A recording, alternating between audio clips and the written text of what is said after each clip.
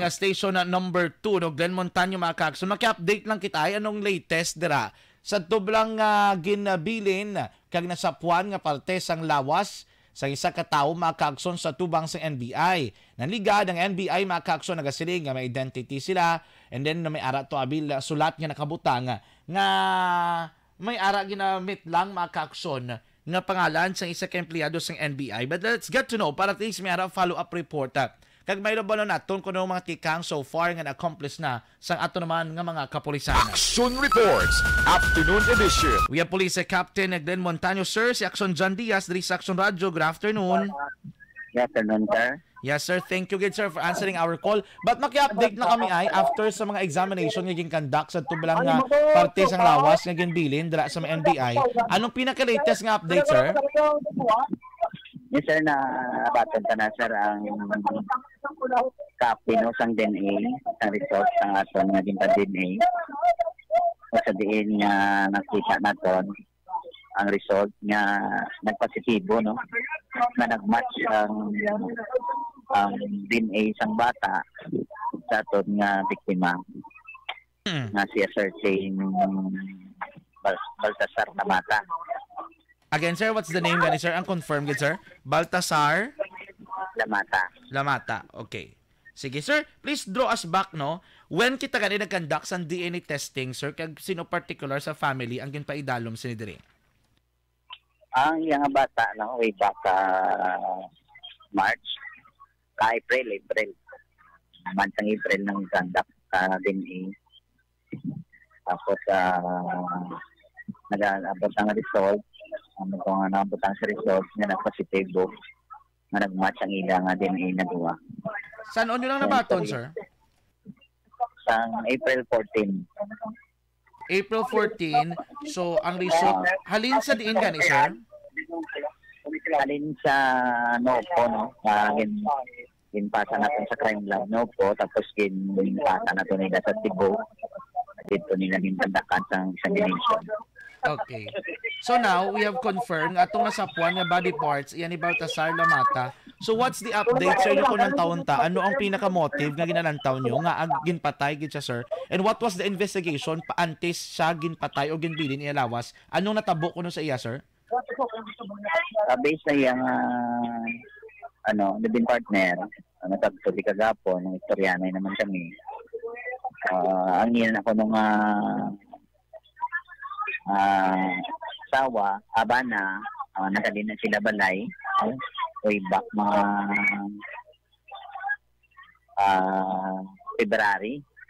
February or March. Dala-dira, nagalin, tapos wala nakabalik. No? Okay.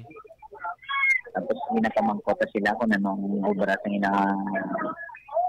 bana, iyang bana.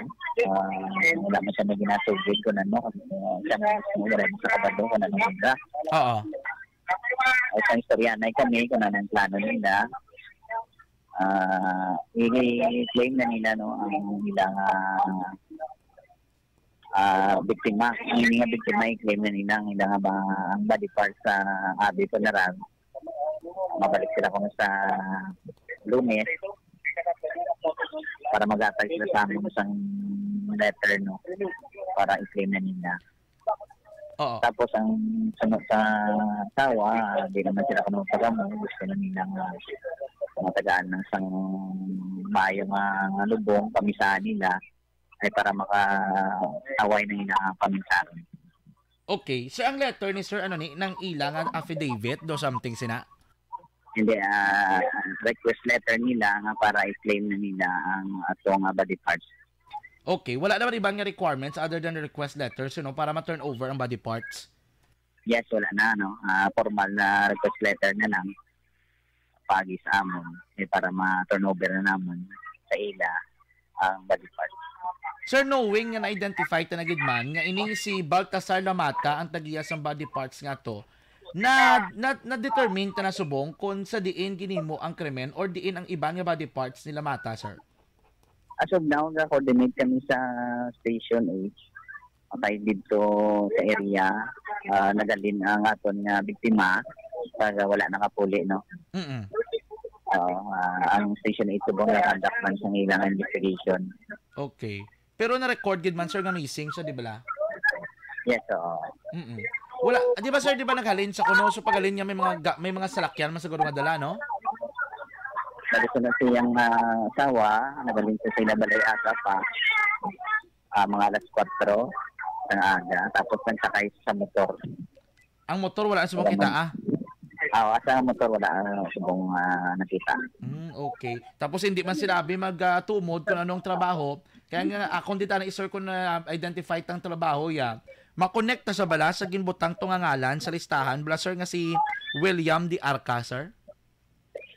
Yes, nag-coordinate ito kay NBA agent. No? Yung pamangkot naman siya kung kilala niya si Baltasar Lamata. Personally, kung anong di kilala kaya bago yan ang batian na pangalan.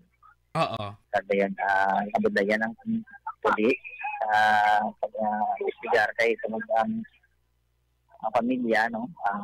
Visitant o sugid sang mga detalye yung ginapamangkot sa tayo. Pero ang sa batsaton, hindi naman sila kung magpagaw. Pero do kanugon sang effort bala ninyo sir nga kamo ginuso nyo kay Johnny, no? Hasta nga naglabot kamo sa punto sa DNA testing, grabing effort ang station number 2, sir. Yes, so kami kami na para maibaluan natin ang mga krimen, no? Sino na ang sino na timo sa galing kay pamilya. So wala na sila gana sa inakaso. Gusto man nilang mabawi na lang ang body parts na mapalagong niya. Pero do you think, sir, if ang mga information nga ginapangayo nyo mahatag nila, may posibilidad nga masulbar or ma-identify ta kung sino nagimo sang krimen? Yes, so una bis na daan sa obra pa lang na daan sang iyang biktima. Dira ka na masugod naman sa investigation, no? May background sa ang obra. No? Ay, kung wala ka may nabalaan sa biktima, hindi ka kasugod sa ating investigation. Oo, kaya mo tani ang posible maka-lead para at least makabalo kita kung anong background, di ba, sir? O, kaya makonekta, yun, kung sino mga upod niya, kasi rin sa obra, kung anong may obra. Matama ka naman yung backtrack, hindi sa obra, kung sino mga upod niya, para ma-determine natin kung paano siya nadula pag na chap-chap, no? Sir, sa karon ara na kita supposedly, no? So almost halfway na kay may DNA testing na identify ta na, sir. And then may ara na tani posible nga sugudan sa investigation. Ano na sir ang next nga step kay muon sa station number 2 related sa sin nga kaso? Yes, coordinate kami sa station 8 regarding sa mga hope man kami na bati ang pamilya, no? May mabalik sa amon kung may isugid na sa amon regarding sa atin na Oo, kay at least mabulig-buligan, no? Pero sa karon sir, ang body parts under custody gyapon ka abe, no? Yes, wala taman to I mean ginpalubong or whatsoever, sir. Wala as long wala may maklaim ang isopin na sang mga funeral na gina-preserve na nila. Gina-preserve na lang gid nila. So we'll wait. Yes, when is the expected time, sir? Monday? Ma-turn over sila? Monday, maambal nila. Mabalik sila kung by Monday para magdala na ng letter. Okay. Sige. Anyway, sir, anong ayo ta sa pamilya if ever pagidman, no? Para at least ma-pursue to bilang case? Nag-istorya ko sa iyang asawa pag mismong bata niya pag iyang hinablos, no? May bati kung change pa ilang mind, makasugid sila sa amon o may naibalaan sila. Kami open gid para mabuligan sila namon sa masolve yung case. Okay. Sige. Anyway, sir, Captain Glenn Montaño, thank you so much gid for the update, no? And kabay pa nga may ara sang development in the coming days. Good afternoon dira sa imo, sir.